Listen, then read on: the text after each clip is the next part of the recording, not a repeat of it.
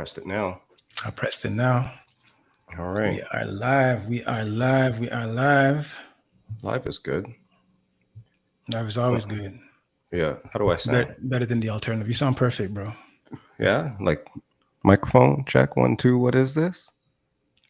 Yep. Yeah. We have a DJ. We have a DJ on today, so I'm trying to be impressive, guy. I want to make sure that I play the part a little bit. Looks like I've done my research, so I got the mic check down. We'll see Microphone how that goes. Check 1 2. What is this? Mrs. Ron C. She's here right quick. She's hosting right off the bat. Hello, Mrs. Ron C. Thank you for being here, ma'am. Ms. Ron C. What up with you? What up with you? Long time no see. Yo, so this morning, what did we talk about this morning? This morning was like a flash for me. It was a good flash. Thought it was a good show too. Personally, I don't like to talk about stuff. I don't like to toot our own horns, but I thought cold pizza was good this morning. All I wrote down was Carabana and Salvina. That's all I wrote down that we did on cold pizza, but I think there was more to it. What do you think? Do you remember? You have a better memory than I do. Did we talk about video games? What kind of video games? I don't know. Did we? I'm trying to remember what we spoke about. Video games?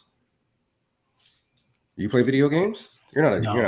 So what did we talk about? We spoke about boats. We spoke about Caribbean festivals. We spoke about water police. Yeah. We spoke about. Yo, Trouble's here early. Trouble's never here this early. Big up, Trouble. Yeah, Trouble in the house. Man. Trouble here early, man. Agile's here. That's why. Cindy Milo, what up with you? Yeah, this morning show was pretty good. You're always the one that's like, that was good. Good job, stuff like that. Wow. What? Wow. What do you mean? What if I don't want nobody to know that I give you praises, bro? What if I want people to just think that? No, you're very encouraging, guy. What if I don't want people to know I'm an encouraging guy, man? What, you want everybody to think you're an asshole, guy? What do you mean? What do you mean? No, what if I'm trying to create an aura of assholeness? I can help you with that. But right? I can help you with that. I'm just saying. Shit. Sorry. I'm just trying to say that sometimes you motivate me to be better. How do you like that? Is that a good one? Or just to go for it? Yes, the new Milo's answering your question right here, talking about what's the question? Because of Agile. She responds with, first of all, Sean, I'm here because of you. Trouble. Hi, Trouble. Good evening. Thank you for being here then. 100%. I appreciate you being here. Your presence is welcome. Thank you for hosting. Also, Fave, what up? Good evening. Maybe a little unprofessional right now. What's going on, y'all? Pizza in the Break Room is live right now on Twitch and on YouTube. So we're going to be live from 9:30 up until whenever. So tap in. Tap in. Tap in. Yo, you know what somebody was telling me today? What's that? We should TikTok. Let's do it. I don't TikTok, yo. I don't even. I know you said that before as well.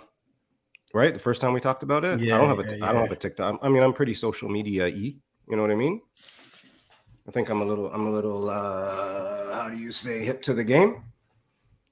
But even still, right? I never touched a TikTok. I set up an account. Right?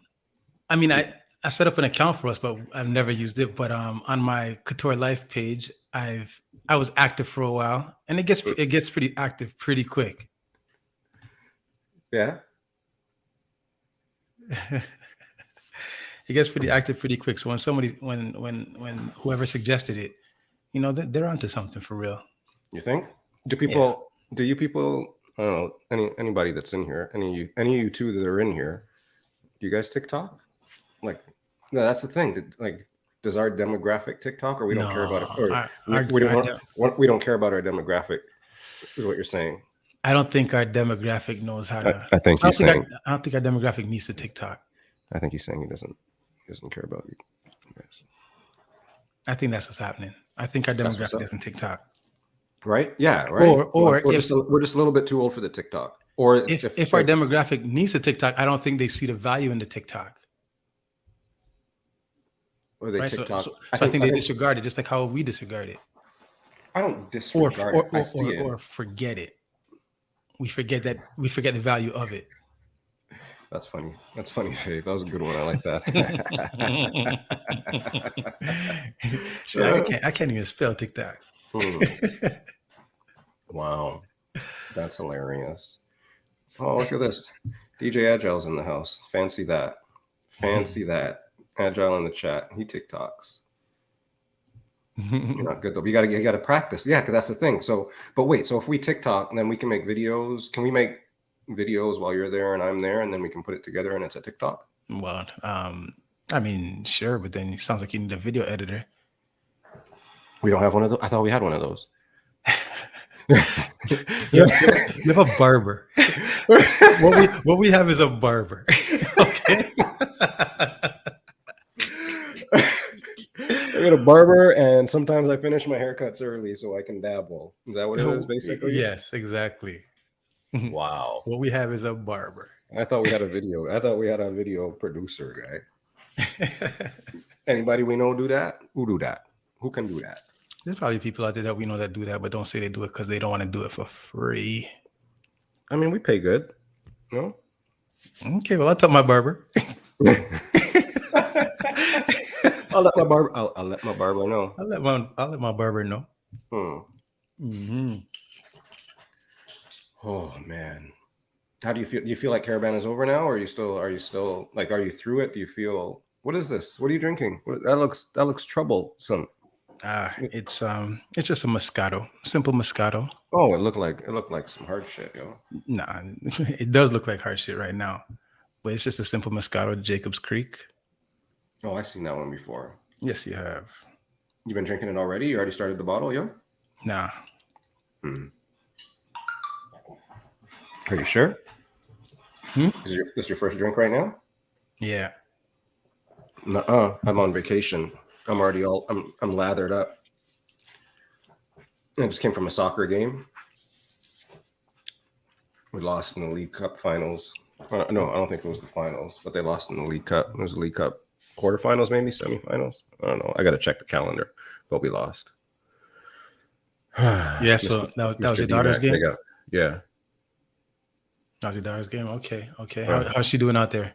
They're doing better. I think next year will be the year. This is her first year back. She came up. She came back halfway through the year. It's the first time she's been playing soccer since the knee. Is she out there moving around apprehensive because of the knee, or is she like comfortable with it now?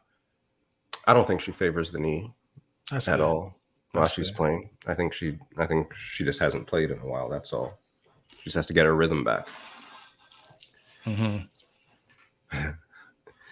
Wait for it, trouble. Wait for it. So yeah, big up to Dow. So anyways, so it goes. They lost. It was a good game. What's that? Tadao with the resub? Tadao with the resub.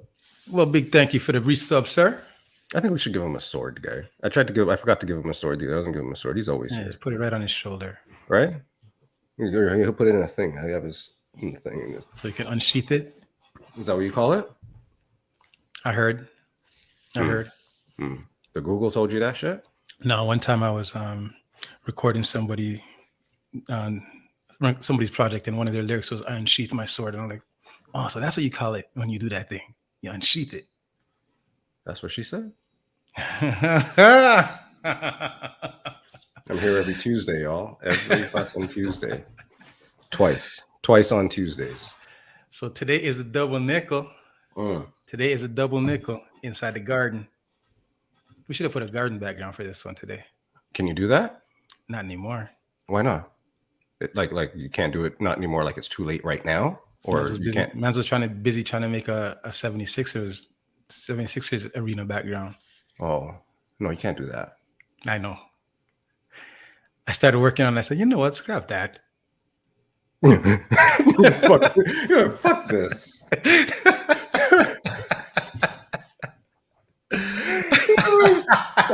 Fuck this shit. No, but I mean, so it goes. So it goes. So it goes. Anywho. So how was your day though? Your day was all good? I mean, not much to it. Not much to it. I'm staycationing right now, right? I had a couple days off. Today was a day of rest. Mm-hmm. You know, a little bit of dusting, a little bit of rearranging some stuff around the home, a little bit of doing some research for the show, stuff like that. You know, Mm-hmm. Mm-hmm. I probably did more research for the show than I've ever done in my life, to be honest. Oh yeah, yeah, yeah. guy. I'm excited. You think? I'm excited. I'm a little bit excited. Oh wait, there's people coming. Wait, say hi to the people, guy. Channel 9 is here. Channel 9, what up with you? LA Mokia, what up with you? And there's a hype train close even. What are you guys doing? What are you talking about already? Oh, okay. You know what? While this is up, Pauly Lopez is here. Mesh Marina. Big. What up with you? DJ Pauly Lopez. So I was doing this research. I was telling you, right? Yeah. Did you see the commercial I did? I posted a commercial. I know you do most of the video stuff, but I posted a commercial. Yes. And in that commercial, I was like we're bringing on, we'll call him Agile, right? And we're bringing on Agile tonight. Mm-hmm. And then I was like, okay, let me do some research. We try to do our thing. We try to make sure we can ask insightful and thoughtful questions and understand some shit. But then you get in the rabbit hole, right? Mm-hmm. You get in the rabbit hole and you start to look, and I'm like, holy shit, this guy, eh? It's crazy, right? Because I was doing some research the other day, and I was, Agile, and then I ended up on his OnlyFans page. I'm like, what the? He does everything, right? He had a mesh marina. He didn't even have a mesh marina. No, nothing. He had a vest, no shirt. I'm like, Agile, covering all bases. Wherever money can be made, I'm making it. Jeez, right? But that's hardest working man in the business. But that's I didn't, I remember him from, being mean to me in grade school because I was just, me and his brother would be running around and he would just beat us for the fun of it, stuff like that, right? Or in high school when he'd like run around and like a stabber. Wow. I was running around my house frantically, and this is something I'm very sad about. There's a stabber in this house. There is. It's moved with us from house to house to house. There is a stabber in this house. I just can't trust that, right?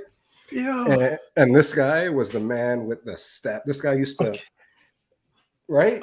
Okay. No. Okay, we got to ask about the stabber. There's a stabber in this. Okay, I'm going to stop. So, anyways, I just want to read this. I just want to read this bio. And we're going to bring the man on the show because I can't believe this that I'm reading sometimes when we're talking about this guy here. Right? What's a stabber? Remember, that's going to be the question of the day. All right, we'll go back to that. Anyways, so a DJ, producer, and songwriter. The multi-award winning artist style is as diverse as the city he represents. Mm-hmm. His proven ability to captivate a crowd has made him one of the country's most sought after DJs, earning the notoriety to play across Canada, the US, Asia, and the Caribbean. Jeez. Guys, there's more to it, but we're just going to start the fucking show, and then we're going to talk about him a little bit more. But that's a bio. That was like half of the first line of the bio, I guess. A little bit of a run-on sentence. I stole that right from his page because that's Liddy. It's beautiful. It's beautiful. Anyways. Well, everybody, thank you for joining Pizza in the Break Room, episode 55 with tdothotshot and Kuture J. Today, we got a special guest on, a friend, an amazing man in the industry, an amazing man in the community. We got DJ Agile. He's going to join us in a second. We'll be right back.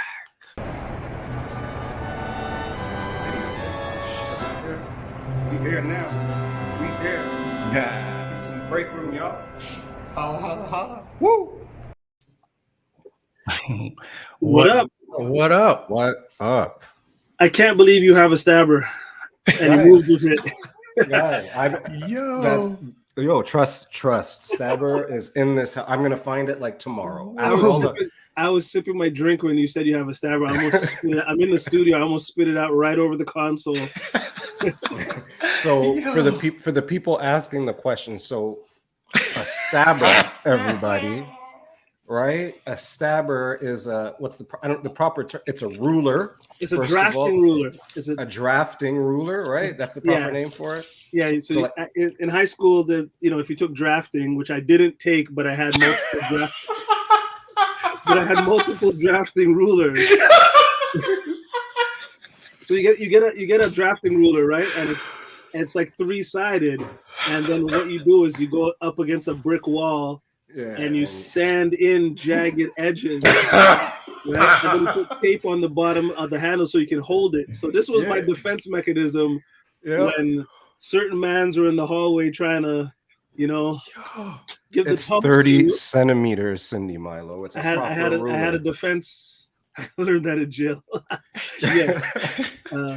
That's called a shank if you look in the dictionary. Yeah, man. Pretty much. But mans had stabbers, That was a hot commodity in high school, Big up to Mary Ward.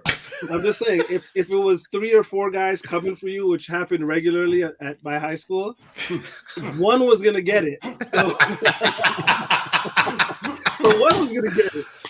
Holy smokes, I forgot about the stabber, yo. And it could have been anybody. Yo, Agile used to be like, y'all could get all these people if you want, but you coming for me, you're getting this. I remember Agile, you had the best stabber guy. Somebody's getting one.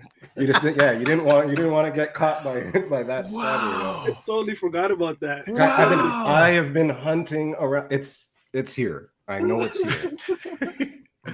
Not for pleasure. Yeah. Big up my brother Channel 9. See, Channel 9 was safe. Channel 9 was always Switzerland. Always. Yes. No one ever messed with Channel 9. No one would ever mess with Channel 9. Plus, he had, brothers that would defend it. Yeah. You know what I mean? But he was always like Mr. Neutral. So go hang with Channel 9. You're going to be safe. True. Channel 9 is Switzerland. Nice. Exactly. And I got a little bit of bly as a young guy. I usually got beats, but sometimes I got bly because I hung out with the basketball team, so that was good too. So I was all right. You know what? Before you guys ask me a bunch of questions, I've always wanted to ask the two of you guys this question, and you have to be honest. So you guys are both amazing basketball players, coaches. Have you guys ever played one-on-one? And if you did, who won? And if you played now, who would win?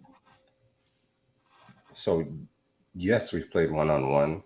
I think we both have different versions of how many games have been played and who's won most of those games, but that's what's up. Nobody's undefeated. Okay. And who would win if you played today? How many do I get? Like 2 weeks to stretch? If I get 2 weeks to stretch, I'll beat anybody. Just give me 2 weeks. And last basketball question. Who has the better handle? Oh, that's me. Okay. And who has a better 3-point shot? Probably him. Okay. Cool. Sorry, my inner basketball nerd had to know this. I just had to know this. You know what, Agile? I appreciate the way you did your little investigative report and your little interview. That was good. That went with no there was just quick and easy. That was like hot questions. But what I love about it is it's perfect reporting style because everything he asked was pretty rhetorical. Everything he asked was pretty rhetorical. He already knew the answers. I didn't. I swear to God. You watch a lot of basketball. I thought Bennett had the better handle, and I thought you were the better 3-point. I wanted to hear you guys say it. That's what I thought. I'm out of here. What's wrong, man? Why? What's the problem? Nah, Lyndon. First of all, I'm the best defensive player you've ever seen in your life, Lyndon. I'll change a game. I take charges. I take game-winning charges, Lyndon. All right, just for the record. I don't take game-winning shots. I take game-winning charges. It's different. It's different around these parts. Anyways, Mine's Kyle Lowry in this piece. Actually, talk about basketball. I remember you had a green Aiden jacket, right? You had a green machine. Yeah. But the jacket that year, you guys had. First of all, you guys had those jackets first, I think, and then we ended up getting them the next year. Those fucking green machine jackets. I still have mine. Yeah. Still have mine. Yeah. With the buttons. With the buttons. Wow, guy. I never got rid of that. That's like, to me, that's making the basketball team in grade 8 was like one of the highlights of my life. I'm not even lying. Like, that's how important it was going to St. Aiden. Yes. Making the ball team. I'll say that. Cool it now. Big up. Thank you for coming by. BK Sweetest Music. Big up. I'll concur with that for you, Agile, because I know even you, Sean. Like I know that your grade school had like a reputation as such, where your grade school kids, there's legend that you guys used to go and play against high schools and beat them. Yeah. So if you're saying that you're on the grade 8 team, like say the following year, that's some clout. Yeah, you're walking around Scarborough with some clout. 8th man. I was the 8th man. Right. Got the jacket, yo. Got the jacket. I wore that jacket in high school. In grade 9, I wore that like proudly. No, that probably saved you a couple of beats, guy. Yeah. No, that's coming from your school was like definitely you're legendary. Like just for the simple fact that you came from that school, in regards to the basketball history. The jacket fits like a t-shirt. Right? It's a dry fit. No, that jacket must fit nice. Now it must look good in some slim fit pants. back right in again, right? Yo, that's crazy, man. When I think about that, yeah, the Aiden green jacket. And we had some nice ballers still, so good for that. Since you guys jumped right into basketball, let's just get it right out of the way quick. I know, Mr. Agile, you're an avid fan of basketball, and you're an avid 76ers fan, and not 76ers fan today, but you've been 76ers since Aiden jacket, since green jacket, since grade 9. Sure. So I want to ask you a question. Name me 5 Sixers that are not Joel Embiid, Charles Barkley, Iverson. Holy. Or Dr. J. Why are you so angry, guy? Why are you so aggressive? Because this guy's taking his time. He told us how busy he is, and you're gonna come all aggressive at him like this guy. Question. Come on, right? Yeah, you should know better. And then look at this guy. Ask me 5 Sixers from the '93 team. I can do that for you. Come on. I just want to hear 5 Sixers. Here, Clarence Witherspoon, Armin Gilliam, Jerry Stackhouse, Hershey Hawkins, Johnny Dawkins. I'll go deep. How about that? Hershey Hawkins, yo. Sick with it. Number 33. Let's go. I'm glad you said Hershey Hawkins. I'm glad you said Hershey because he's the only Sixer I know. That's for Ray Mack. He always yells at me for Hershey Hawkins. Sick. Stackhouse. That was a good call too. Stackhouse. Yo, do people still bug you about that? Like, because I know, because I've known you for so long. Yeah. When people are like talk to you and they're like, "Oh, what do you mean you like the Raptors and the Sixers?" I'm like, no, he's okay. He's okay. He's not one of those guys that jumps here and there. I'm like, so do you still get guff for that shit? Of course, but I mean, people don't understand. Like, I became a Sixers fan because of Danny Musherbash. Danny Musherbash. My professional name is DJ Agile, but everybody called Jay. I'm known as Jay.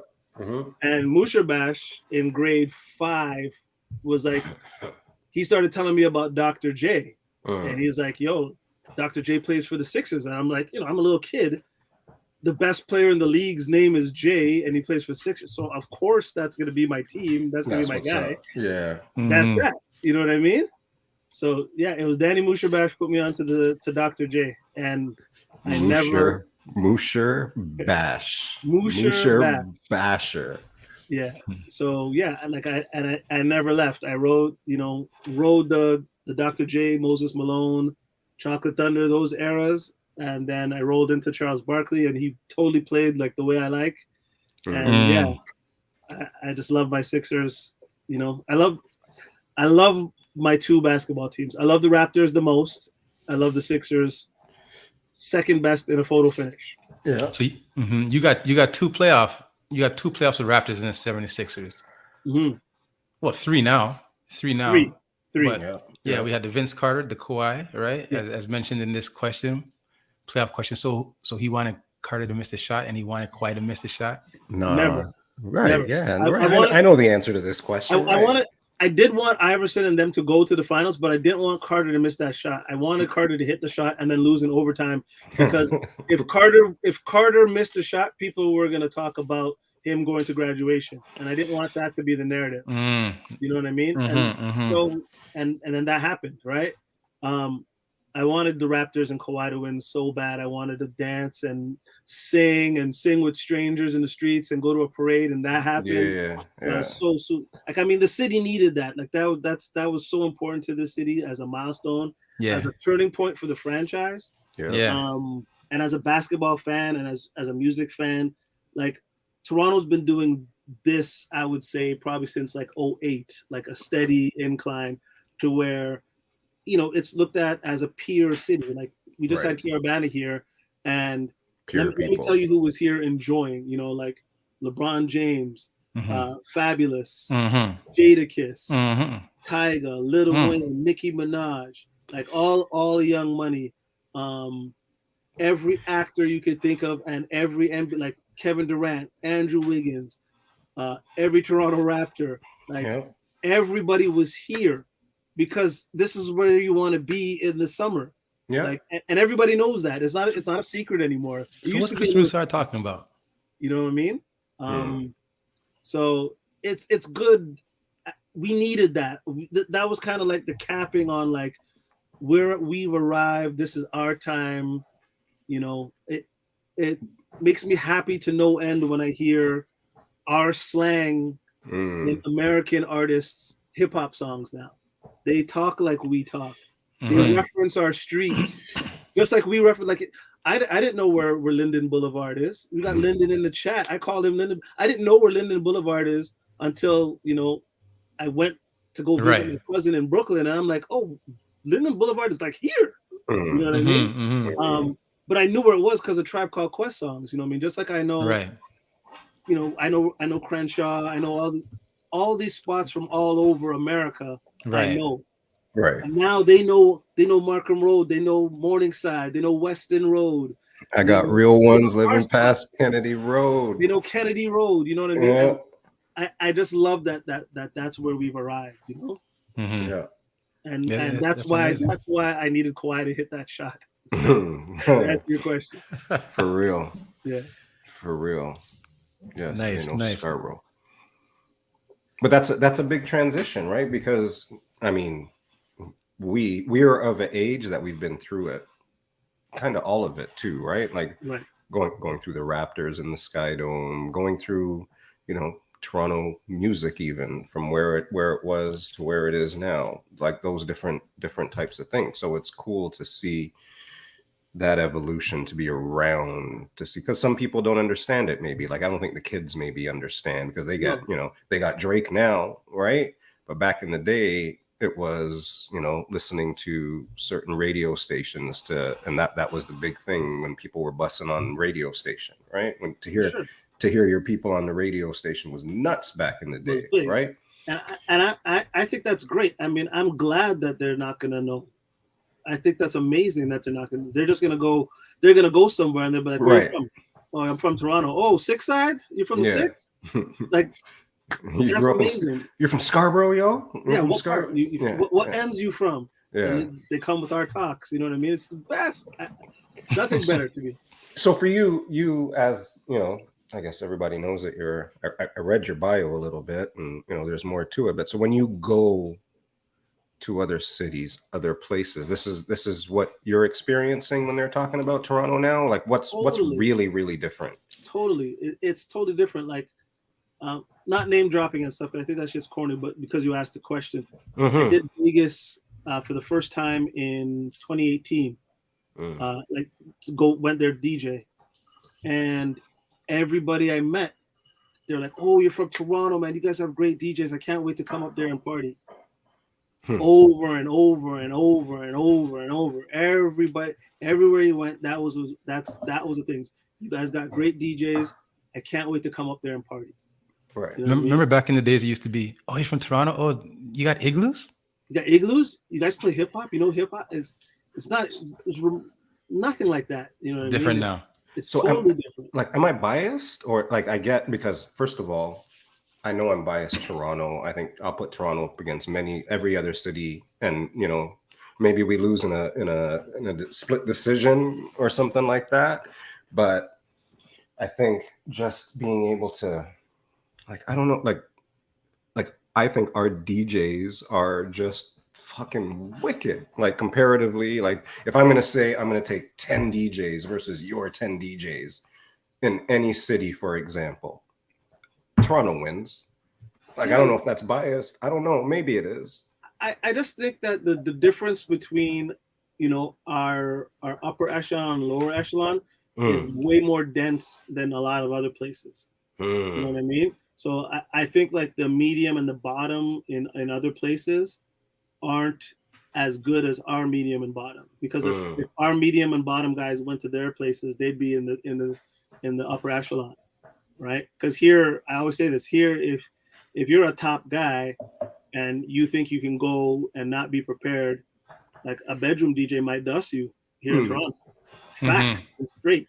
And it wouldn't be a surprise. You know what I mean? Because you weren't prepared and you thought you were nice, and this guy probably prepared.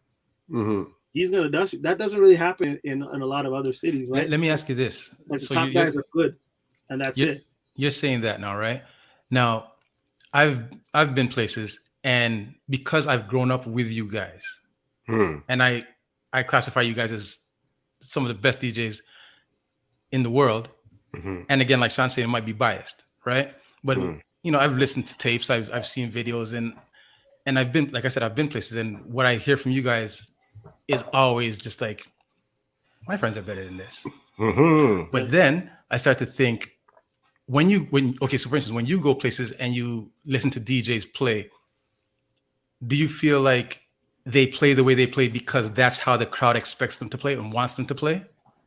No, I mean, every spot is different, right? So I mean, for all the DJs that are in there that do travel and play, like, you know, one of the key things is at least being there 24 hours before you got to play, so you can like go out, maybe go take a look at a couple spots, and definitely listen to the radio so you know what's going on in that city, right? Unlike Toronto, everywhere else their radio represents kind of what they're listening to. True. When I played in DC, those guys were good. Like, they were clean, they were fast, they were party rockers. But the thing that they really like to hone in on in DC is they like to do a lot of wordplay. So the last word of the song mixing out is the first word of the song they're mixing in. Okay. They do that all night, and it's brilliant. It's beautiful. That's what they're into, and that's what gets the crowd going. So if I didn't go out the night before and then I went to the club to play, my wordplay game would have been off. Like, I do that a little bit, right? But I'm not wiring my brain constantly to do a ton of wordplay, because at home base here in Toronto, they're not hung up on that. They don't really care about that, right? So every different territory is different styles. Like when I played in Hong Kong is really, they're really like top 40 interested in, but they're really about the peaks and valleys of songs. So you have to like really program your night to like build, give them a break, build. It's totally different. Right? You got to morph, and the whole thing is like getting booked in a different territory and coming back because you smashed it, right? You don't come back if you don't smash it. So you're not going to smash it if you don't play. How many times you guys been to a dance here and they're bringing in a certain DJ from wherever, and you think it's going to be a hype thing, and you're just like, yo, put Channel 9 back on now. This guy's flopping the dance. You know what I mean? Like, that's happened more times than we can count, right? And part of that too is they're not prepping and playing for Toronto. Toronto, you got to be fast. You got to move through genres. You got to know your tunes. You got to know how to properly juggle reggae or don't play the reggae. You know what I mean? Like, we don't want to hear Aina Kamosi, Hot Stepper. Not if you're playing for a real crowd. Like, top 40, sure, but you know, they want to hear, you know, mans want to hear like vibes. They want to hear, you know, Style OG. They want to hear, you know, Skilly Bang. You know what I mean? They want to hear tunes. They want to hear the proper shit. They want to hear the proper ish. You know what I mean? Yeah. So, you know, they think that I'm going to Toronto, I'm going to play some reggae, and they pull up like Sean Paul and Elephant Man, which is great, but they're playing it 2 verses. That's not how you juggle reggae, you know? Well, this is why I asked you the question, right? Because I've been places where I'm used to you guys, the DJs in our city. Yeah. You just mentioned playing fast, Mm-hmm. but then I've been places where the DJ plays the entire song Yeah. and then takes the needle and puts it back to the beginning and plays the entire song again, and everybody goes crazy again. Yeah. And then takes the needle and puts it right back to the beginning again. And I'm like, No. but I'm not. There's no know about this. What is it like? I'm like, this is how they want it, and I'm like, Yeah. So to me, that's even a culture shock. I'm like, this is crazy because I'm used to my guys like having like 10 stacks of records on top of each other because they're flying through records. Yeah.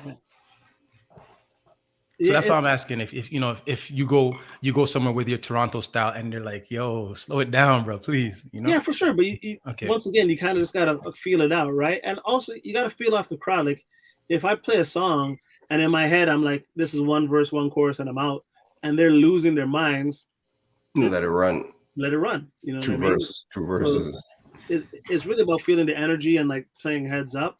But you definitely have to like do what you do, but understand where you're playing, right? You know, you're playing in London, and you don't have your Afro beats, you don't have your UK drill. You don't have to be that guy. Right. Play what you play, but don't try to go play.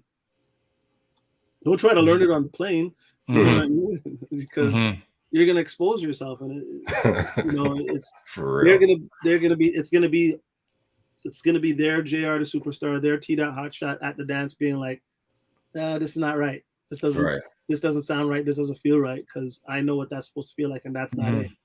Right?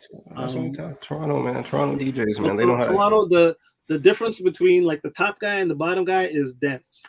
And a lot of places, you know, like, you know, whether it's DJ Drama or Kid Capri or, you know, A-Track, all these New York DJs they're like upper top shelf, you know, world giants, you know what I mean? But maybe their bedroom guys aren't as good as our bedroom. Yeah. You know what I mean? I hear that. That's wicked. All right. Big up to a couple people in here. So Foxy G's in the break room. Chris Manny and Callie's here. Missy Bell, I don't think I said hello to you. Fun Fit Mom. Raid. And DJ Che La Soul. Big up Raid. Oh shit. What's going on here now? DJ Mike 23. What up with you? We got a raid from where? What happened with a raid? You're being raided by Chico Singh. You know, this is good timing. Because I was big up Chico. Chico Singh, what up with you? Casey Music. What up with you? So Toronto we were talking about, and while we have you, so just so everybody in the chat understands, and just big up to everybody that's popping in right now, but I must get to this. When I messaged you last week, I forget what day it was. I had just messaged you, and honestly, I was like, you know, as I was thinking it in my head, Jay, I was like, hey, you know, I don't know if you have time, but you know, do you want to come up? You think we got some Tuesdays open? Like that's what I was thinking as I was typing. And 5 seconds later, Jay responded, next Tuesday, let's go. 30 minutes later, I see a post from fucking Drizzy Drake, right? So I just have to talk about this. I know there's other things we have to talk about. So last week, All Canadian Northstars, I think was the proper name of it. Yes, sir. At history, and then I read all these names. So I'm going to read them quick because I like reading people's names. So Drake and Charlie B were hosting officially, and then we had Chocolare, Frank and Dank, Glenn Lewis, In Essence, Julie Black, Cardi, Keisha Shante, Chaos, Maestro, Rascals, Socrates, Sean Desmond, plus guests. So that's what the flyer said originally. And then I saw a post from DJ Agile, and DJ Agile said, I'm the DJ. And I was like, shit, son, do I have to message him back? Is he going to be busy? Are we all good? Right? So tell me something. Jay, what is it like to, however it works in that world, right? To be like, hey, you're going to be the DJ for this event. You get that message or that confirmation or whatever it is. And, you know, I think looking at that flyer at the beginning, before it even starts, you understand there's something to it, obviously. Right? Yeah, it's for sure. It's an event.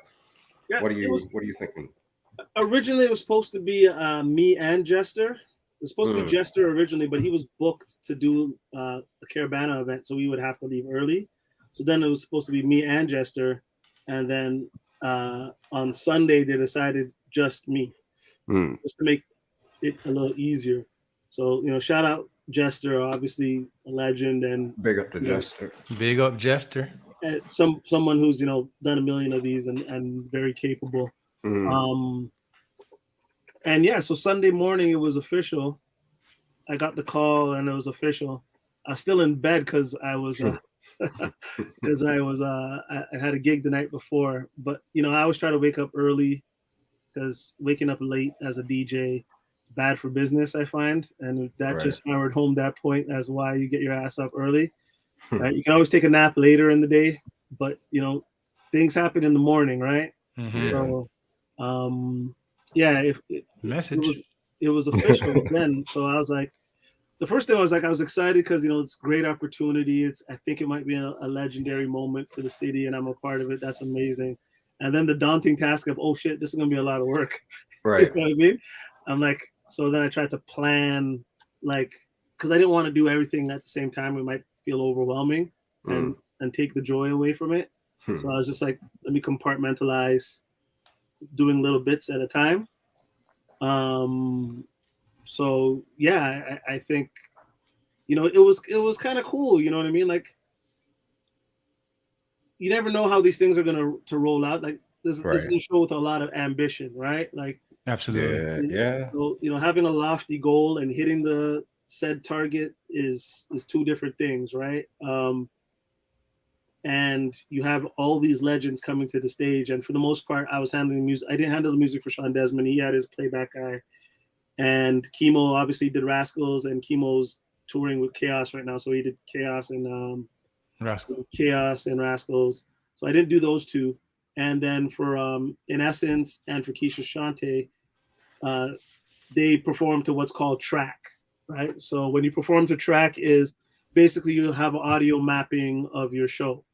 So once I press play, there's no stopping it, because if I stop it, the show is messed up. So that's called performing to track. So I can't take full credit for any of theirs. I just pressed play. I was just a playback. You're never gonna find another light. Right? You're never gonna find another light. But the rest of them, I was DJing for them, right? So, it's kind of cool. I get that you're trying to be humble and stuff. Like even pressing play at that event, to be honest with you, good for you. You know what? Sometimes I like to stop and just pause and say, you know what, Jay, good for you, because like ultimately, claps in the chat.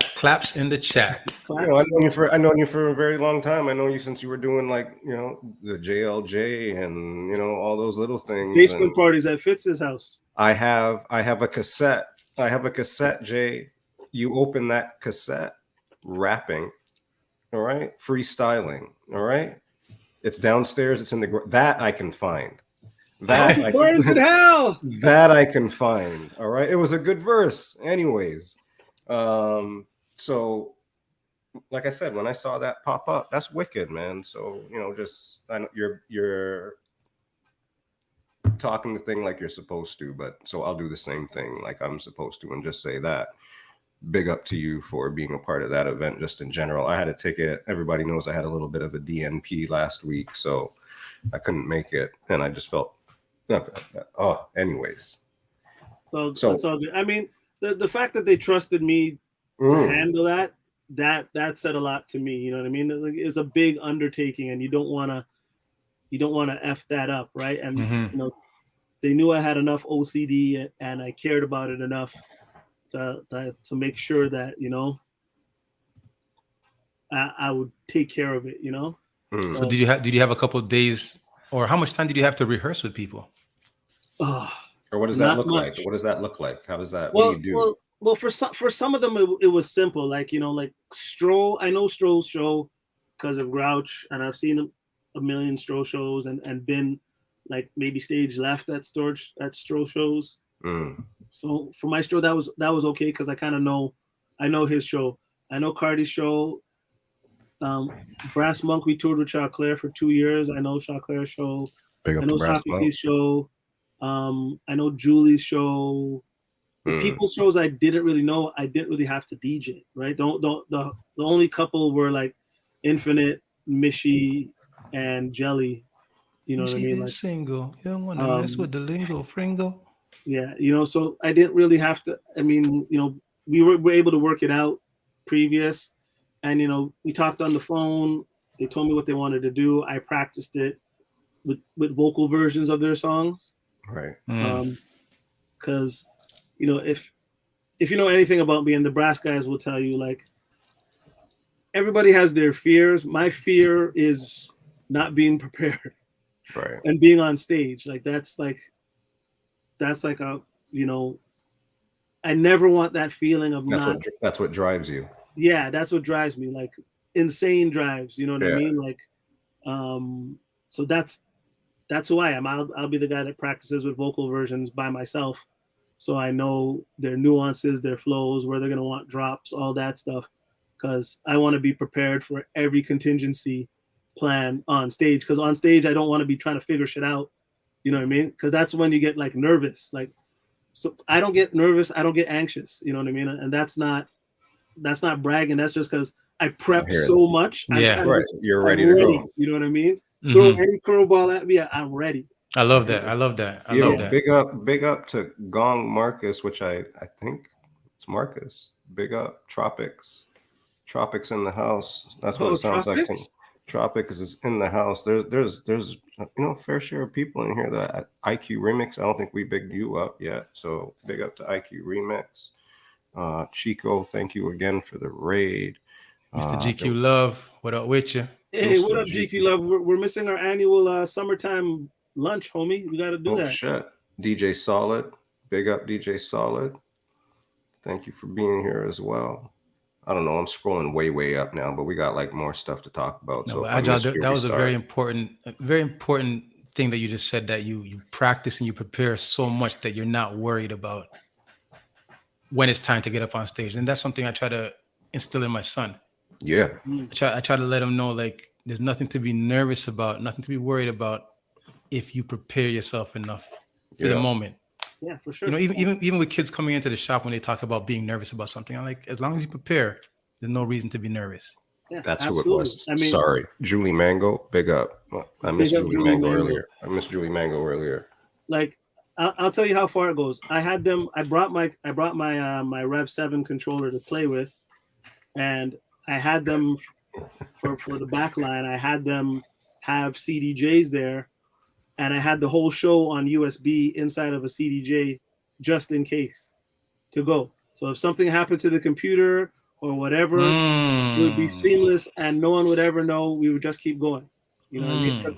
That's it's one of those things where it's like, well, someone spilled a drink on the computer, the show's over. What? Nah, that can't go on. And so I had 2 CDJs with 2 USBs, both backed up. So, you know, I'm that guy. When I'm doing a show, I'm that guy. I'm ready. You know, so you're ready for anything. Ready for anything. Just throw it at me. We'll handle it, and we'll be cool, and we'll do it with a smile, and it'll be all good. Right.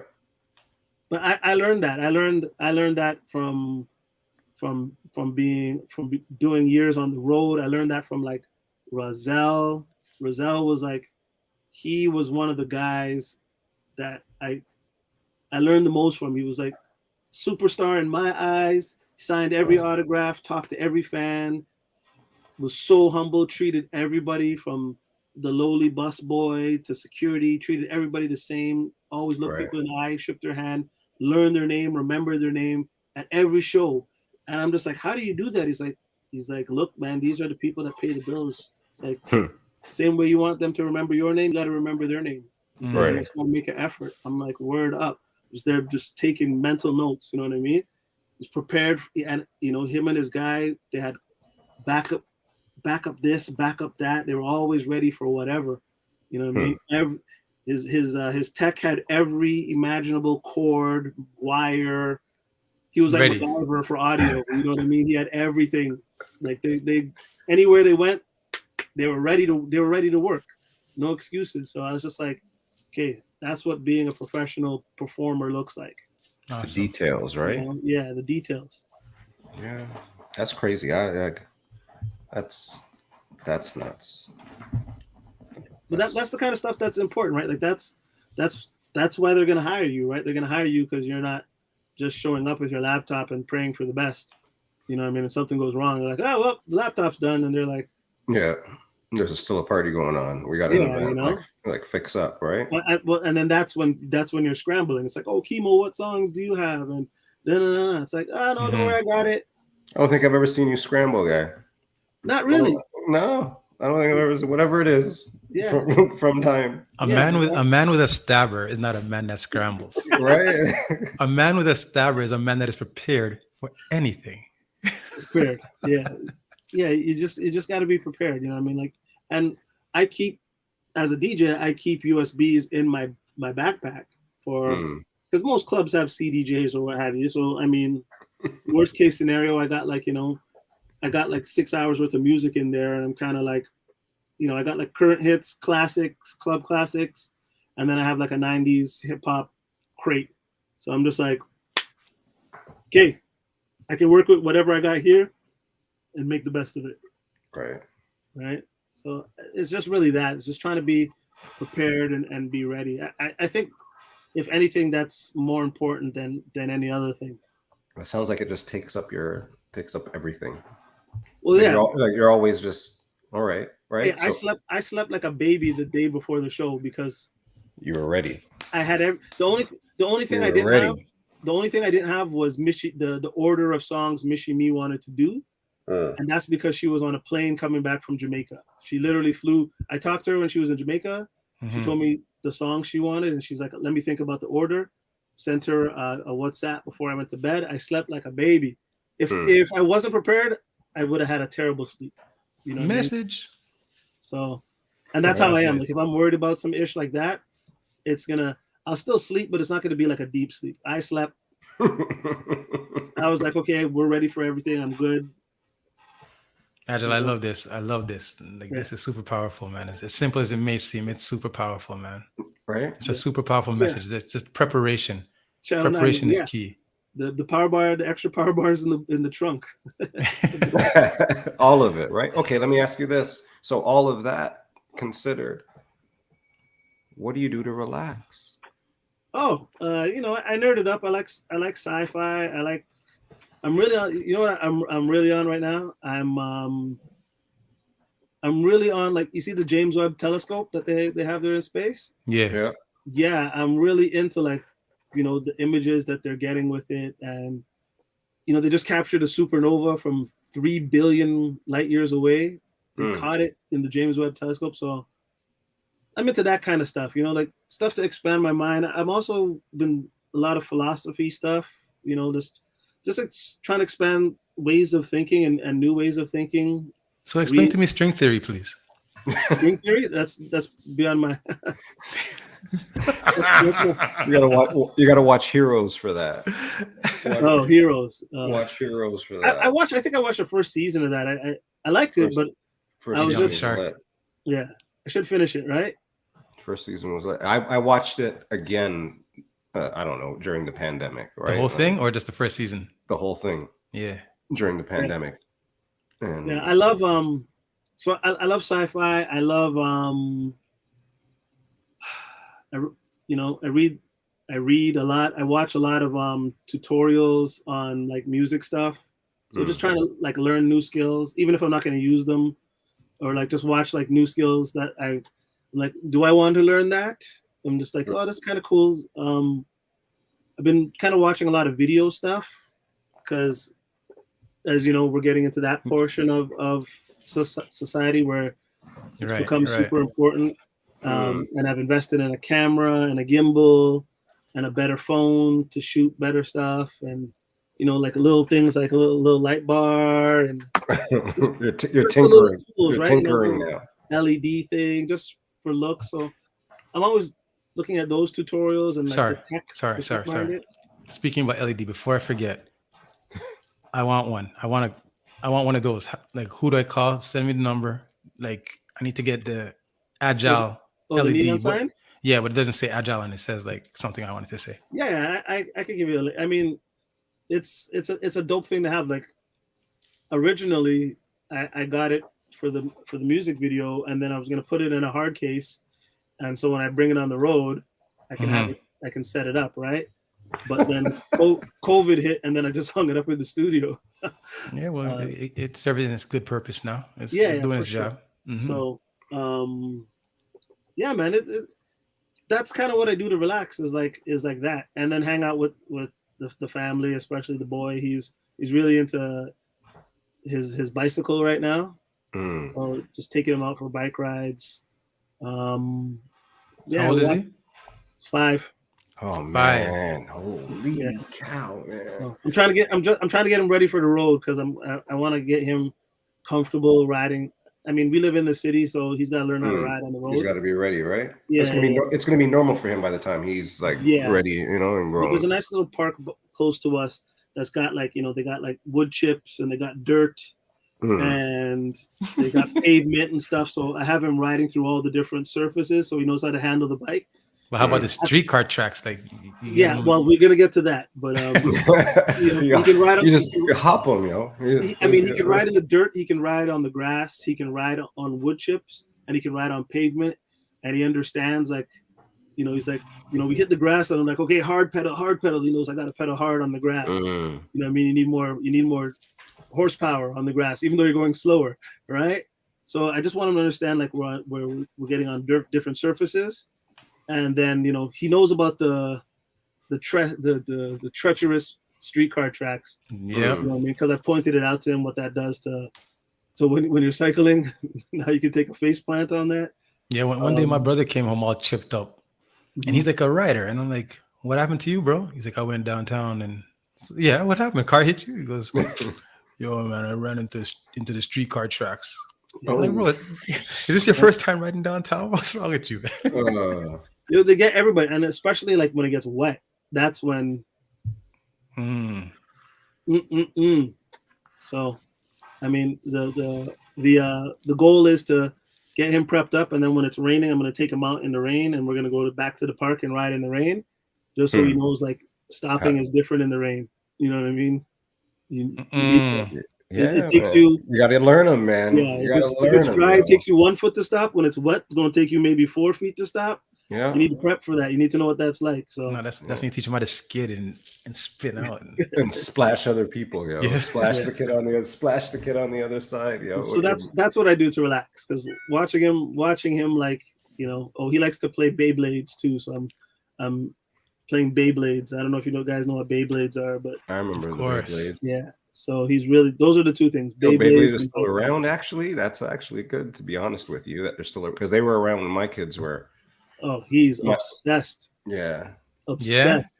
Yeah. I can't believe they're still around. Is that because of you, or is that that's just one of his friends introduced it to him, and then now that's it. And he's competitive like his dad, so when he loses, you got a problem sometimes. He's got problems, and I have to teach him. Bedtime's a little rough. Yeah, you got to learn to lose gracefully. Like, he daps the winner, and you can be mad inside or whatever, but you got to be graceful. Take an L like a man. Like, yeah, you got to limit the amount of friends that he's introduced to, though, because you introduce him to more friends, that's more ideas and more toys that he's introduced to. Because I remember Beyblades became a whole entire thing in my house. And Beyblades they're not $1. Yeah, that's true. Beyblades are in the middle of your living room, guy. Yeah, they're in the middle. They're upstairs in the living room right now.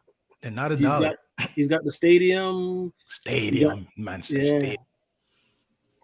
Big plastic thing that cost them 10 cents to make, then charge you $50. Yeah. I took that L for him. Oh shit. That's hilarious. That is hilarious. Yeah. So that's what I do to relax. Beyblades, bike rides, and then nerdy sci-fi stuff. Sci-fi, yeah, I love sci-fi, man. I like well-written sci-fi. There's a show on Apple called Foundation. Yes. Have you watched that? Yes. Yeah, it's grand. See, that stuff like that makes my mind race because that story takes place over thousands of years. Yeah. Over generations. Yeah. Is the scope of it is crazy. Yeah. Just the thought process behind the it. thought right? process, yeah. Just, yeah. I like because I make music. I think of songs. Like all that stuff is all imagination, right? So I need like stuff where I can get inspired by someone else's crazy imagination and like when you think of like Tolkien or the dude that did Game of Thrones or Star Wars or any of these like universes, Marvel, like someone had this in their head and then they put it down on paper and now I geek out about it. That's crazy, right? Is it true? Is it true that Wesley Snipes was the first Marvel character on screen? No, he was the first. He was their first mega hit. The first mega hit. Yeah, he held it down. He pushed them for a couple of years, right? For years. Yeah, Blade. The Blade trilogy, but especially the first two, because the third one was trash. But the first which one was trash? The third one. Oh, third. Okay. Yeah, I mean it flopped at the box office and it was trash. But the first two, they were like, they made Marvel a bag of money. That birthed Marvel Studios. Wesley Snipes. Yeah, or they might have gone down without that, yo. Yeah, facts. You might not get no Avengers without Wesley Snipes, yo. Facts. Trust that. Yeah, man. Wesley Snipes. And that man spent the whole Iron Man years in jail. Taking one for the team. Do you have a favorite movie? Do you have a favorite movie, Agile? Blade, obviously. All time? Yes. Good, very good question. We're gonna hit you now. Now we're gonna hit you with some rapid fire. So okay. Yeah, let's go. So probably my favorite movie of all time is not a sci-fi movie, surprisingly. Yeah. My favorite movie of all time has to be, just for the sheer amount of times I've seen it, it's got to be Coming to America. The first one. That sounds about right for you. That's on brand for you, yo. Yeah. That's on brand for you.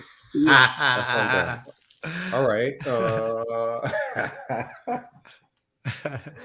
All right. Favorite Toronto Raptor of all time? Oh, Kyle Lowry. Kyle, eh? Yeah. The winner.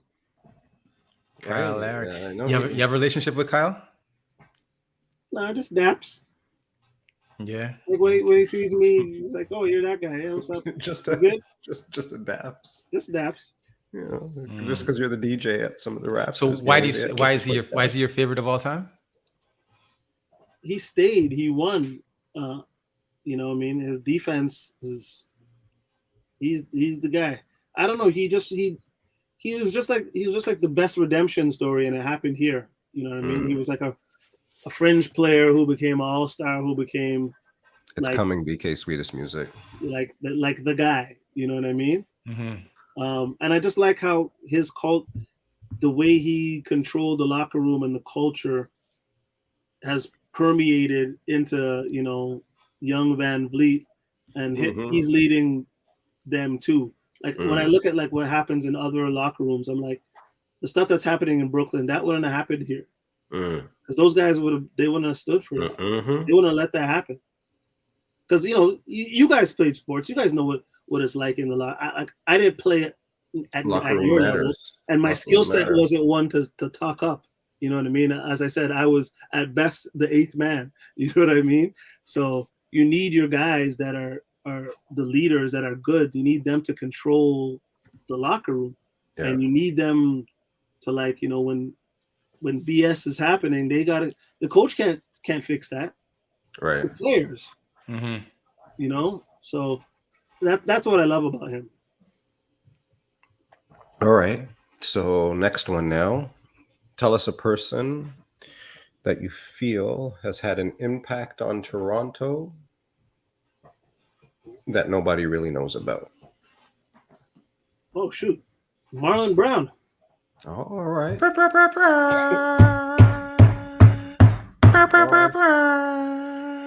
Yeah. Marlon Brown at one point managed Brass Monk, Frank and Dank, Brick and Lace, DJ Mastermind, Lil Jazz. He was doing G Unit clothing. Yeah. Like doing wholesale. So any G Unit that you bought in the Greater Toronto area, he put it in that store. He kind of managed Tyrone from SoundQuest a little bit. Boogeyman? Yeah, Boogeyman on a lot of corporate gigs. He used to line up a lot of corporate gigs for Boogeyman. So much that guy's done. I'm just scratching the surface. But he's but I mean, he always wanted to be like that. He never wanted to be in the foreground. All right, big up to OG Mar Brown. OG Mar Brown. For real. All right. Here's to you, sir. Big up to OG Mar Brown. Shit, son. I got a little bit in here, so let's cheers. At least it's official. Drinks in the chat for OG Mar Brown. Drinks in the chat. Tell us something nice about Scarborough. Oh, everything. I mean, the people, the basketball team, the people who bought all the basketball swag sold out in like 2 seconds. The Shooting Stars. That's wild. So I'm super proud about that. But that's perfect. I just think Scarborough is builds you up differently. I think growing up there, there's something about being. I was gonna wear that shirt tonight, but whatever. Yeah, I think there's something about being the biggest borough and being spread out all over the place. Excuse me. I think there's something there that happens. These little magic pockets that happen in that place, because we're not all saturated together, right? You got guys, you know, whether it's Orton Park or G-Way or Malvern, Dower, Bay Mills, Chester Lee. There's so many, you know, Section 6. There's so many different spots in the borough doing different things all at the same time. It's kind of crazy.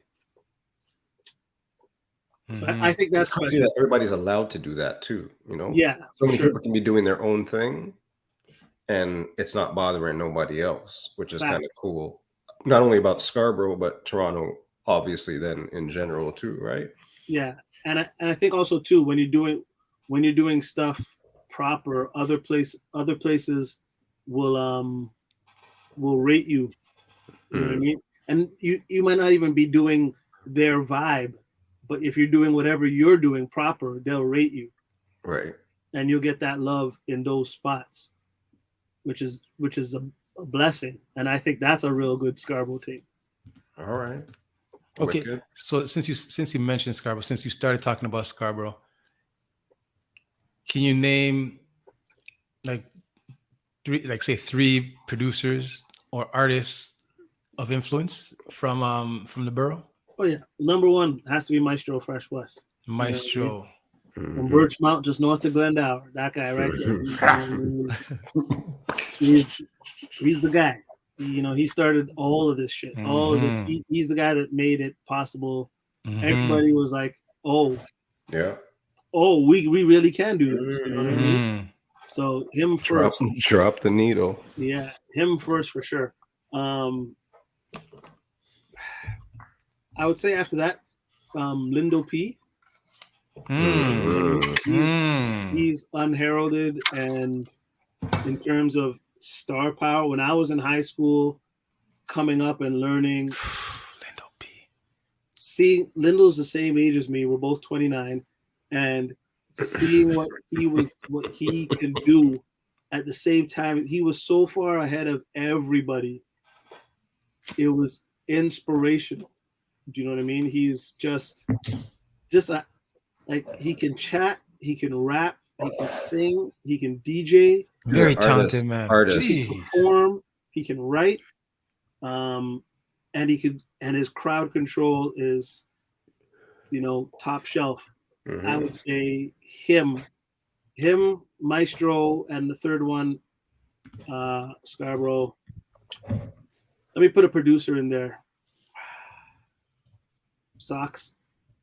You know, another one. Great rapper, great producer. When I found out it was him doing the beats, I lost my mind. Yeah, when initially? Yeah. because back then, guys got beats from, there was a guy like me doing the beats and someone else rapping. Right. Right. If you wanted it at a high level, because if you rapped and made the beats, I mean, there's only like one Pete Rock, one Diamond D, one Large Professor, Q-Tip. That's it, really? Mm-hmm. Like from that era.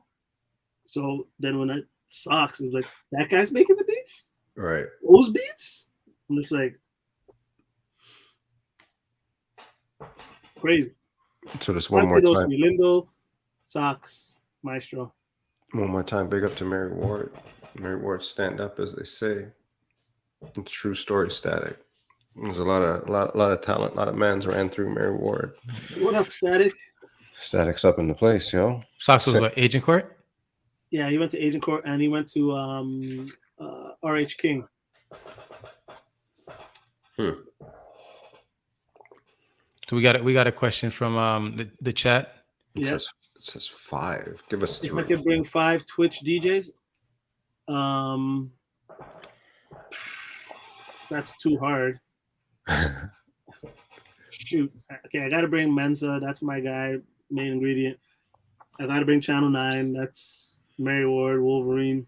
That's what's up. I gotta bring Chilla Soul because he's like, he used to be my best kept secret, but the secret's out. Super Secret's cheese. motherfucking out. Next, yeah, that's what's chick. up. That's what's Next up. chick. So that's like 3. Who else? Great DJs.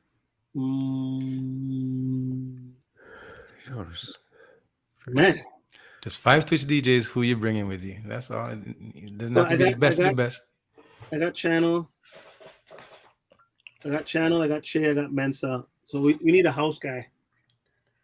House a music real house all night guy. long. Say what? House music all night long. Say what? House music all night long. Say what? If I bring Junior T, him and I will just joke all night, so no music will get done. So let me bring KC music because he'll. So Junior T doesn't make the cut because you guys. He's there, but he's just not playing. He's just because not you guys playing. mesh too well. Yeah. Me and Junior T will be like, we'll be acting the fool. So we'll bring KC music because he'll help keep things on schedule. No. Junior T is going. Junior T is going. You just said Junior T is going. He's going. Okay, so you and him are hosting. KC, Che, Mensa, and Channel Nuff.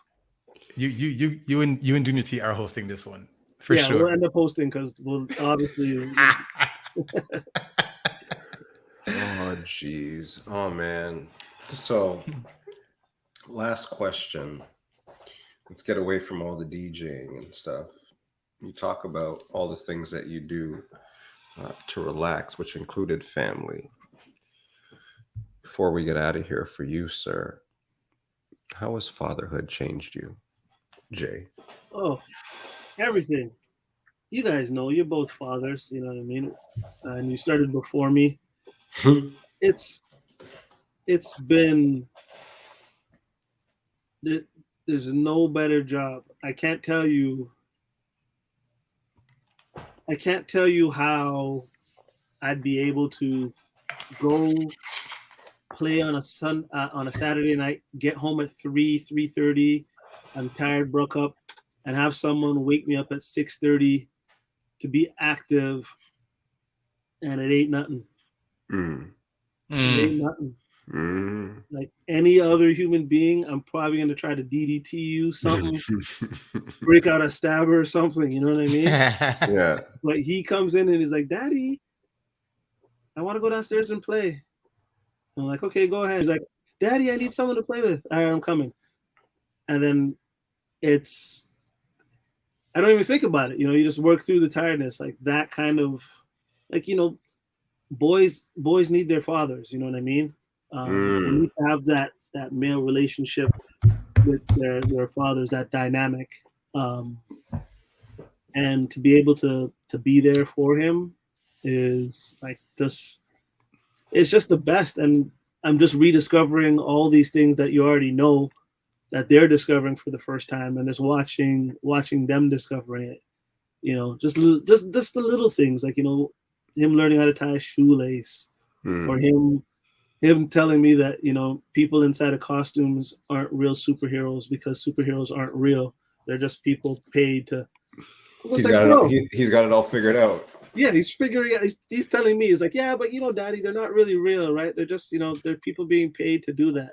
Aren't they scary, man? Aren't they scary? Like, aren't they scary? How like profound their thought is, like at that age. Yeah, it's just crazy. I'm there trying to, like, you know, contain myself and not laugh, and like be enthused for him that he's figured that out. You know what I mean? All on his own. Like, I didn't tell him like someone's in there.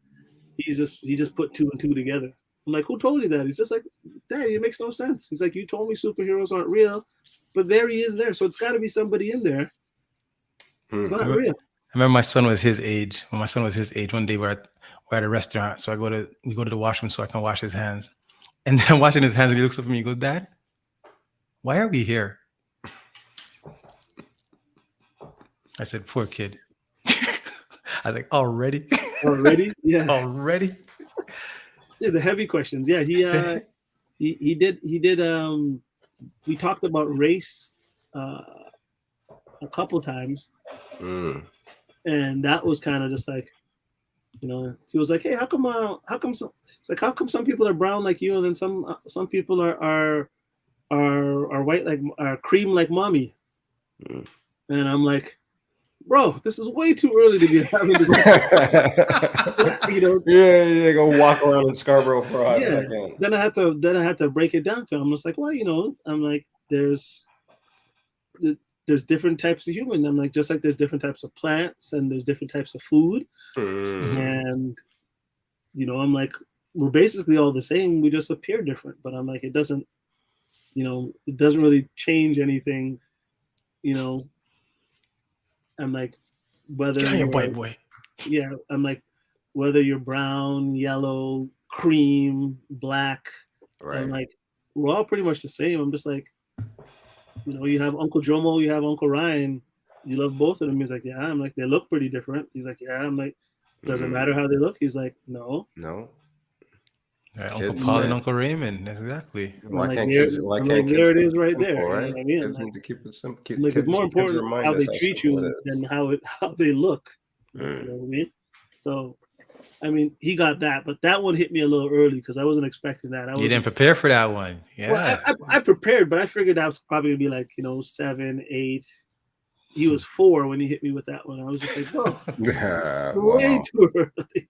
No, that's actually sounds on brand for a child of yours, I guess, right? He's getting prepared for the world.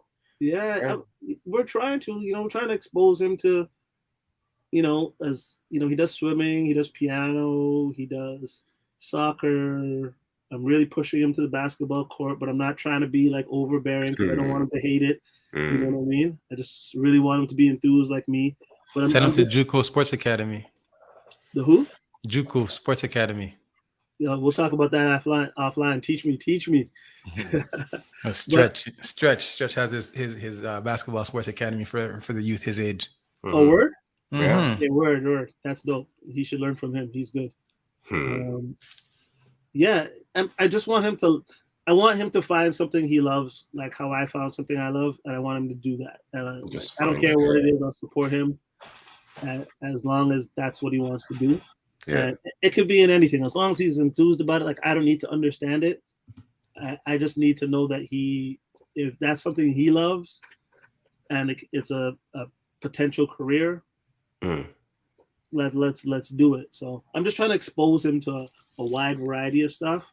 So, you know, he meets different people from different walks of life, and, you know, figure it out. Just like the rest of us, you know what I mean? Like, I stumbled into music. I pretty much owe my career to the guy in the black T-shirt on this stream right now. You know what I mean? Who's that? JR. Who's that?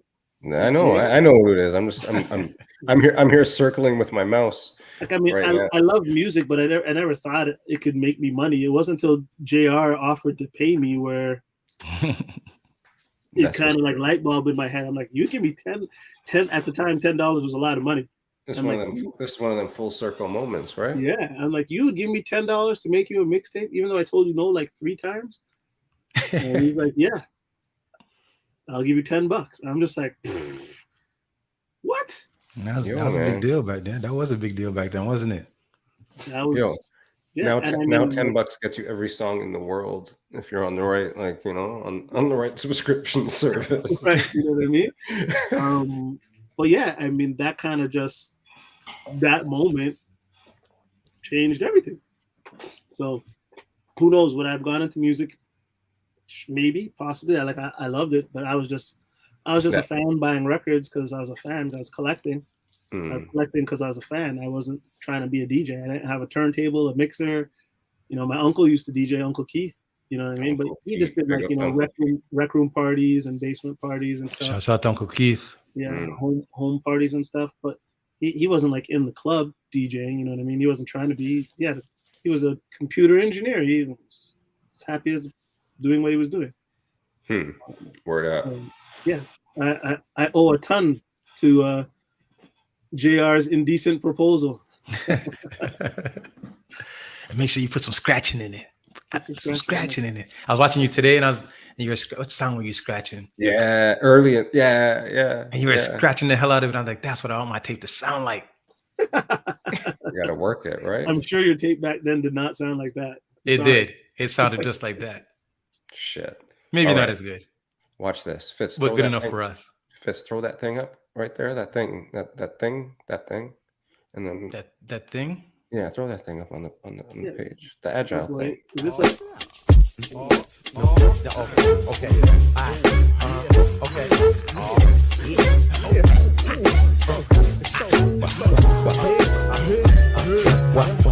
What's to y'all? How do you do, y'all? Let me introduce y'all to the future. Oh shit, that was wild. Holy shit, I didn't know you had all that. Anyways. Yeah, you added music? Damn. Wow. Damn, I thought you were what thing you talking about? I thought you were just going to throw it up like how it looks right now. But anyways. What thing you talking about, man? I'm going to take a hot second. Agile. Just a barber, bro. Yeah. Agile, tell us about some stuff, man. We open it up to you, sir. Tell us about Agile things going on. Yeah, I mean, you know, you got the, I think the artwork is right there. Yeah. So yeah, that dropped this morning at 8 a.m. So it's a Spotify playlist with 40 classic Canadian hip hop selections. It's not a top 40, and everything Canadian hip hop is not available on streaming platforms. Not the way you think. Excuse me. So you might think of a song and be like, oh yeah, and they try to look for it. It's not there. Like, it'll probably be on YouTube or something. But yeah, I made a Spotify playlist. If you don't have Spotify is free. If you get the free account, you have to listen to commercials every, I forget how many songs, but you get a bunch of songs, and then you get you get a bunch of songs, and you listen to like a 15-second commercial, and then so I mean, you can do that. Half an hour. I think it's half an hour. That's what they said. Half an hour commercial free play. Okay. Whichever. There you go. Mm-hmm. So yeah, I mean, you know, it's the universal platform for making playlists for private, personal, and professional. So that's why I'm there. This was kind of inspired from last week, and so I was like, I wanted to make a mixtape, but while I'm putting together the mixtape, I was like, let me just put out a playlist to hold people over, and hopefully reunite some people with some tunes. And it's always good to have a classic Canadian hip hop playlist. Like, I think every proud Canadian should have one, in their pocket. Like, run mine, please, but I mean, make your own, steal from mine and make your own. Like, right. No shame in that. Like, go do you. But I think as proud Canadians, you want to, especially when you go abroad and you're playing tunes for your family, like, they're like, besides Tory Lanez and Drake and blah, blah, blah, who else is hot in Toronto? Well, this is some foundation tunes, and you run like a Rodala, or you run a Ghetto Concept, or you run a Mr. Rome from The Plant. So are these songs that are already on Spotify, and you create a playlist from it? Yes, sir. Okay. Yeah. Awesome. So, I mean, there was many songs I wanted to put on this. I thought I could get to 50. I only got to 40. But there's big gaps. Like there's no like Citizen Kane, Soldier Story, or Monopoly Money. Those are missing. You know what my favorite Canadian song is? What's that? I used to have different favorite Canadian songs, but my favorite Canadian song for the past 2 years, Still Got Love. Stop. That's not a hip hop song. It's R&B. I didn't say hip hop. I didn't say hip hop. I said favorite Canadian song. It is a song. That song is like the most perfect song. Thank you. I'm glad you like it, man. Dwayne really killed it, man. That song is gorgeous. I don't know if that's the word for it. The song is beautiful.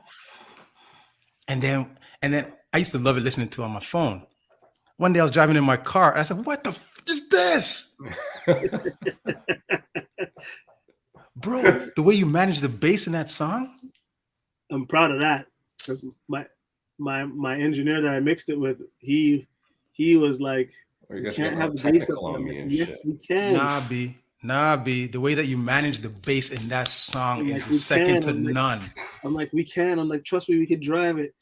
And then I really thought, I think I've told the story before, but we when we sent it to get mastered in Texas, I thought they were gonna roll off some of my nonsense, and they amped it up. They just controlled it a little bit more and amped it up, and I was like, what a I song. told you can be reckless with the bass. What a song. You guys are nerding out for real. Yeah, the mastering house is in Texas. Cool now.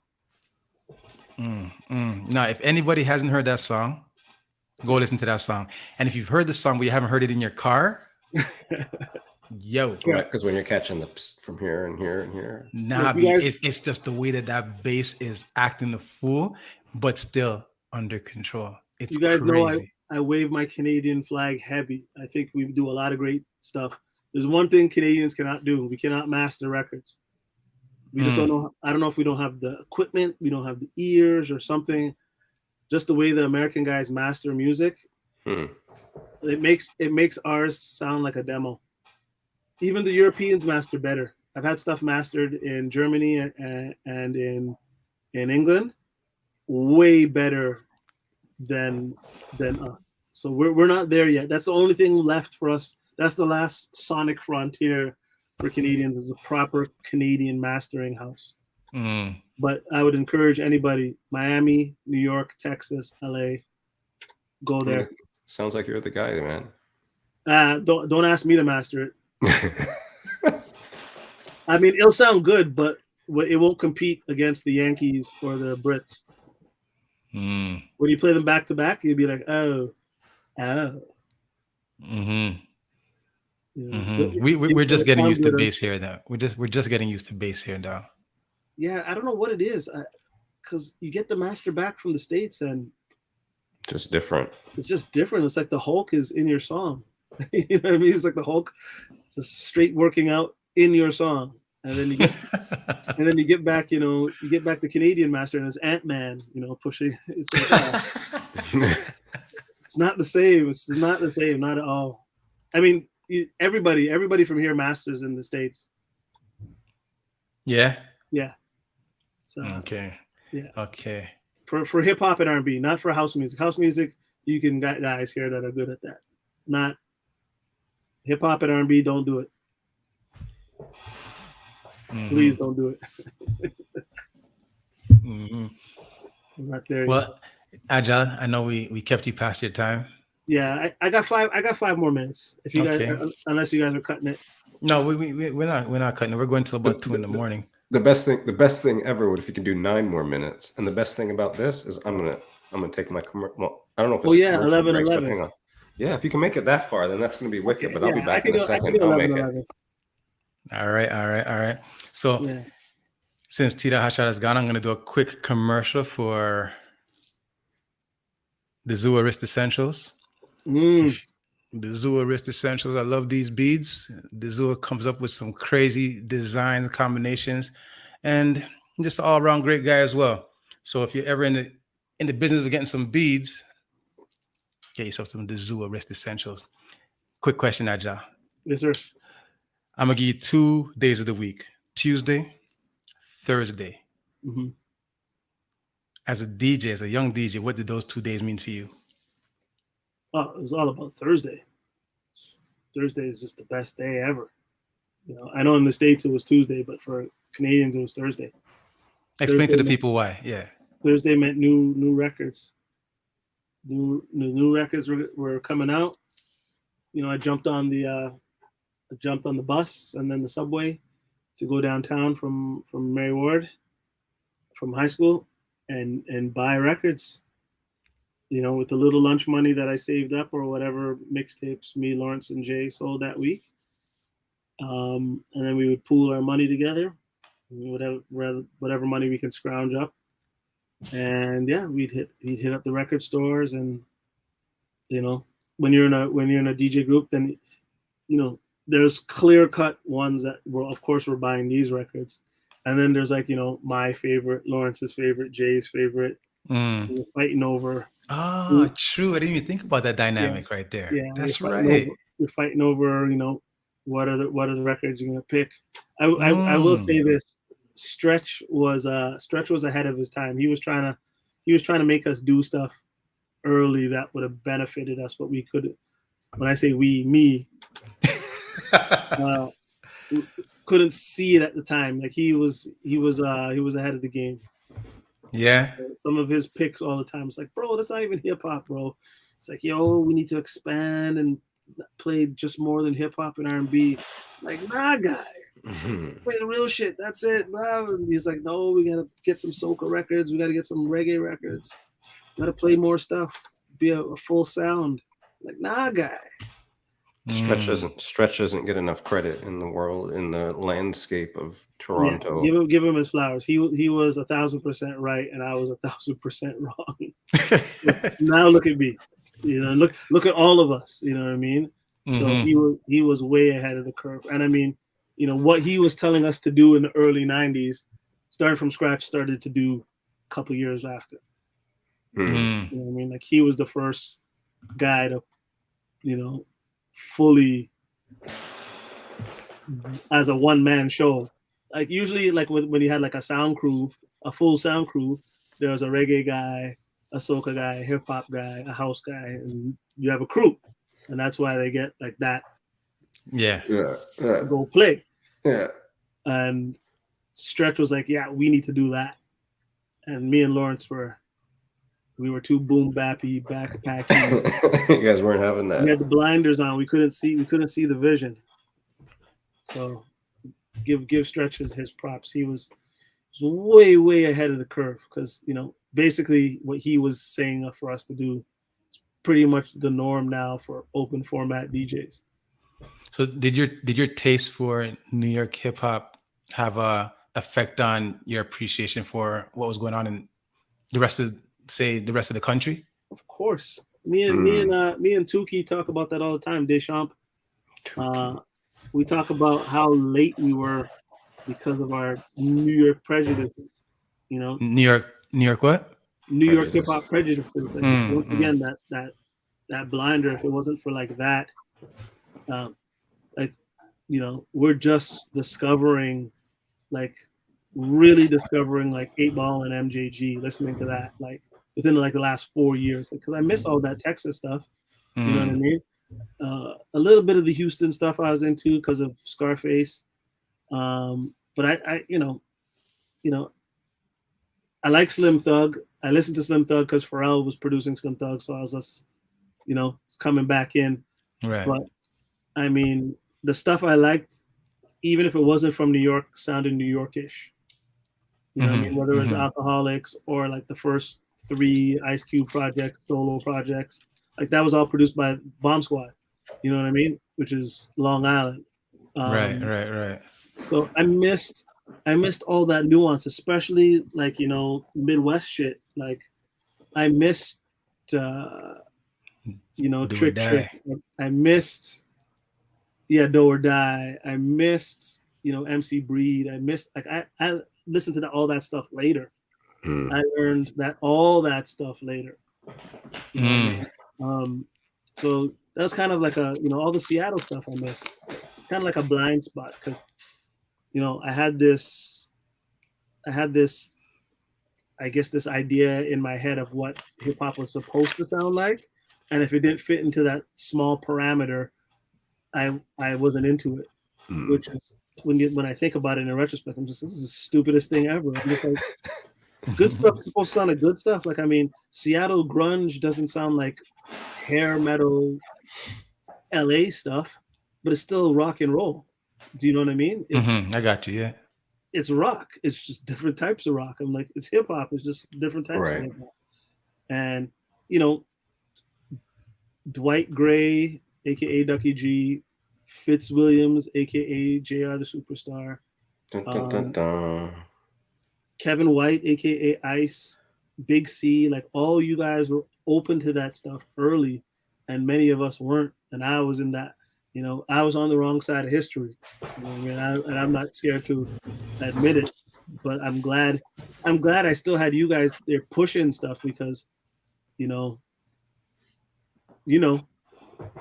Speaking of history, by the time I got there, I was like, man, these guys were right. I was so wrong.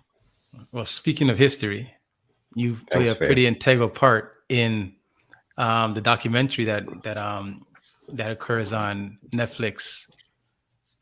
Hip Hop Evolution. If anybody hasn't seen Hip Hop Evolution, DJ Agile you do the score? Yeah, for seasons 3 and seasons 4, I did the score and the theme music for the outro. So they wanted new theme music for the outro for seasons 3 and seasons 4, and that was a real fun project. It was one of those ones. It was like sitting on a secret for like a year. You know what I mean? Because I'm getting all the clips early. I'm seeing everything, calling wifey down. I'm like, you got to see Fat Joe. You got to see Fat Joe. And then we're losing our minds. And then it's like, I can't tell nobody nothing. You know what I mean? No, that's sick. That's sick. That's crazy. That's sick. That's an amazing show. And then when I seen that you're so heavily involved in it, I'm like, yo. All right. Stop it. 11, I gotta stop. 11. I gotta stop. It's almost 11:11. So watch, Jay. This is how we do this. At 11:11, if you subscribe to Pizza in the Break Room, you have an emote. If you don't subscribe to Pizza in the Break Room, you can just 11:11 up in the chat. But at 11:11, Jay, it's all just, as a Scarborough person might say it, bare good vibes. Whatever it is that you're looking for, whatever it is that you need, it is right now 11:11. So just, and there's Kingston, pure good vibes up in the chat. That's all. Anything. We manifest knowing that all us little people from Scarborough can do any wonderful things in the world, right? Because we manifested that shit. We work hard. We keep working. So anybody can do that if we can do that. So that's right. Anybody from anywhere can do anything.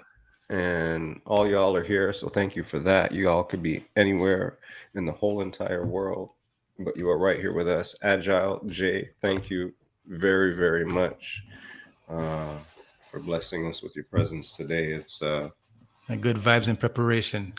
Key. Yes. Good vibes and preparation. That's the takeaway from today. Good vibes and preparation. Right? That's all. That is all. Thank you guys for having me, man. It's good to be with some Wolverines doing some things up on these Twitch streets. In the street. So yeah, tell us about your Twitch schedule. So every day, today for you was episode, what was it? 581. Show 581 on Twitch. Right? Wow. Yeah, it's crazy, right? Wow. Busy man. That's nuts. So that's consistency. I just try to be consistent, man. Like, these folks here out on these Twitch streets, they have no idea how they saved me during these some of these dark months. The last, I would say ever since March, it's kind of started to feel normalish. But previous to that, man, it's weird. Community. And yeah, I mean, they'll have to throw me off of Twitch. I'm never. I'm like an elephant. I don't forget shit like that. You know what I mean? Like when I felt like my purpose wasn't required as an essential service, people were reminding me like, hey, no, what you do is important. You're like our escape. You're you are where we vent, and I can't articulate without getting super emotional how they held me down during COVID, and not even just like the support was beautiful, as well. You know, like the subs and the bits and all that. Yeah. And you know, me realizing like, hey, like, okay, this is not real world money, but this is better than, you know, because in the beginning, Currency. in the beginning we were kind of, when I say we, the DJ community, because I can just talk about, like, I'm in a chat with a bunch of DJs from all over, so we're kind of like, you know, this is back when we were still all going live on Instagram Live, that thing, and you know, we're like, people were like offering to, you know, send money, or can I give you a tip or whatever, and we were like, you know, well, we're not working, so I mean, it's needed, but at the same time, this is kind of weird, Right. you know what I mean? Yeah. And Uncomfortable. yeah, there's a comfortability level too that was like weird, and then Twitch is just a better platform, right? So like, it creates space for everybody to participate at the same level, like, you know, whether you can afford to, like, you never know who's listening and tuning in, right? And you know, maybe they're just there to show support and give you their energy, and they're suffering financially like you. They don't have a dollar to throw at you, but they got Fair. time. They got time to throw at you. They can spend time with you. Mm-hmm. I mean, to me, that's the equivalent. You know what I mean? And maybe there's other people. It's like, yo, I'm doing good. I see what you're doing for me and for others. I want to hold you down. You know, here's a $5, here's $1, whatever. Twitch just created a space that was just natural for, you know, support, whether you want to buy subs, you want to participate in the hype train, you want to gift a sub, you want to send a direct donation discreetly, or you want to advertise it and splash it across the screen. Right. It just created a very cool space to include everybody without making us feel weird about, awesome, you know, or guilty about asking for support or wanting support. And and you know, I found so many cool people, got to build with people, like build real friendships with people. You know what I mean? Like, like I said, I don't go on Twitch because I have to. I go on Twitch because I want to. Like, you know what I mean? I found something that I really, really like, and I really like the vibe. It's different than a party. It's different than a mixtape. It's its own little thing, and I really, really like it, and I really enjoy it. And I'm so blessed that people want to tune in and hang out with me while we nerd out over music. You know what I'm saying? So I think that's the greatest shit. So 581. Yeah. So I don't and know. rolling. Before we get out of here, I didn't say a couple of things. So DJ Agile, thank you very much. This is a 5-time Juno nominee, a 5-time Much Music Video Award nominee. 0 for 5 in both. Well, you know what? You got to be there. You got to be up in the game. That's right. You're up to bat. That's exactly. Some people ain't get up to bat. 2009 Stylist Mixtape of the Year, right? Toronto Love J. That was impactful as well. You got albums as well. We're never done. We're never done. We just celebrated 2-year anniversary on the 23rd of July, which is crazy. I dropped the album during COVID. That's so nuts. Do you still have the premiere on your Twitch saved? Anywhere saved? Yeah, I have it saved. I have it archived. You should run that show like randomly one day again. It's wicked, man. That was a wicked show. Yeah, it was cool, man. And that's what I mean. Like, you know, Twitch still gave me a space to share my record with people. Yeah. So I'm grateful that this happened at this time in history where streaming is accessible, you know, for all of us. Like, you know, you guys know you started streaming. You have 55 shows, so that's at least a year. Yeah. Right. I mean, think about your stream now compared to when you started. I know we never had 2 pictures on each side of the third guy in the room. Oh, look at that. Look at that. Yeah, we fancy, huh? We fancy, huh? Up. Oh. Wow. All right, man. Let's get out of here. DJ Agile once again. So we're gonna go raid. Let's see, DJ Star Q. So let's do that. You gonna go to Montreal? Yeah. Can you be nostalgic for us, Agile? Sure. So usually when you used to close off your show, you used to say peace and be like this. Now you don't do that no more. Look, I got the thank you from Eben's Matic. But I wanted to see you like this until you moved. Stop it. What is that's what she said. Yo. So Denise Jojo Fave, big up, Mrs. Ron C, Cindy Milo, Trouble. Channel 9's here. Chayla Soul's still here. Yo, what happened to peace? Christy Ray. Peace. Christy Ray's here. Tadao. Yo, big up to everybody, man. We really appreciate it. Thank you so much for your time today, Agile. Thank you so much, sir. This is Pizza in the Break Room, episode 55. The Double Nickel. That's what's up. We out. Stay on. Let DJ Star Q know we're here. And thank you once again, DJ Agile. Big up, everybody. Peace. Thank you. Peace. Trying not to move. Oh, there you go. Big up. We're out, Agile. Thank you.